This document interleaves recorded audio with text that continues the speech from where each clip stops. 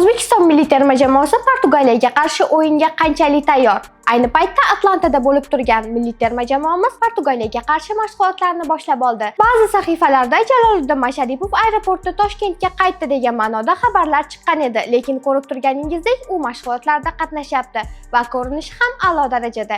Garchi u qaydnomadan chiqarib yuborilgan bo'lsa ham, hali terma jamoa bilan birga. Yodingizda bo'lsa, Cannavaro Toshkentda Jahon chempionati oldidan bo'lgan so'nggi matbuot anjumanida Masharipov menga kiyinish xonasida kerak degan edi va Masharipov hozir jamoadoshlari bilan birga va mashg'ulotlarda qatnashib, ularni qo'llab-quvvatlamoqda. Kolumbiyaga qarshi kechgan 1-3 hisobidagi mag'lubiyatdan so'ng jamoamiz kayfiyati tushgani yo'q. Ular a'lo kayfiyat bilan mashg'ulotlarga kirishishgan.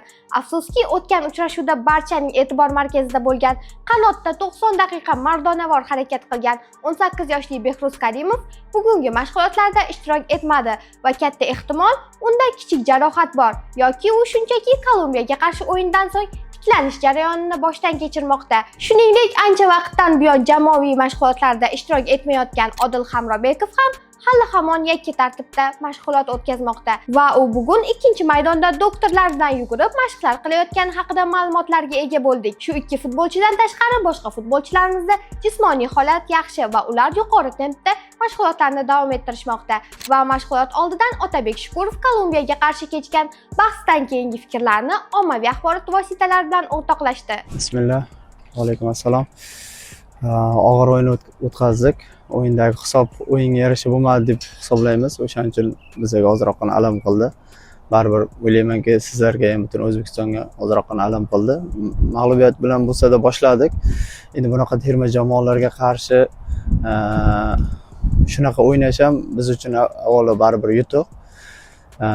Fabio Cannavaro aytdiki, o'sha ularda treneri bizni terma jamoani yaxshi taassurot qoldirdi deb aytganini aytdi va bu narsalar bizga yetmasligi, yanada ko'proq ishlashimiz kerakligini o'sha o'zimiz xatolarni ustida bugun ham miting qildi. O'sha o'zimiz xatolar ustida ko'proq ishlasak, yanada yaxshiroq holatga kelamiz. Portugaliyaga qarshi bo'lib o'tadigan o'yin oldidan Otabek Shukurov har bir yurtdoshlarimizning qo'llab-quvvatlovini his qilib turibmiz deya o'z fikrlarini bildirdi. Endi Portugaliyani hamma bilsa kerak, dunyoda o'sha jahon chempioni bo'laman deb kelgan komanda. Inshaalloh yaxshi tayyorgarlik ko'ramiz, munosib o'ynashga harakat qilamiz, xudo xolasa. Albatta, muhtaram prezidentimiz o'sha o'zlari bizni qo'llab turgani biz uchun juda ham katta motivatsiya, kuch beradi. O'yindan keyin o'sha mag'lubiyatga uchragan bo'lsak ham o'shanaqa fikrlar bildirgani biz uchun juda ham katta ishonch, juda ham katta do'q. Inshaalloh o'shalarga munosib bo'lishimiz kerak. Undan tashqari ham butun bir o'zbek xalqi bizni ayollar ham, erkaklar ham 7 yoshdan 70 yoshgacha maktab, bog'chalarda ham hammasi qo'llab turganini, bizga video qilib tashlayotganlarini his qilib turibmiz.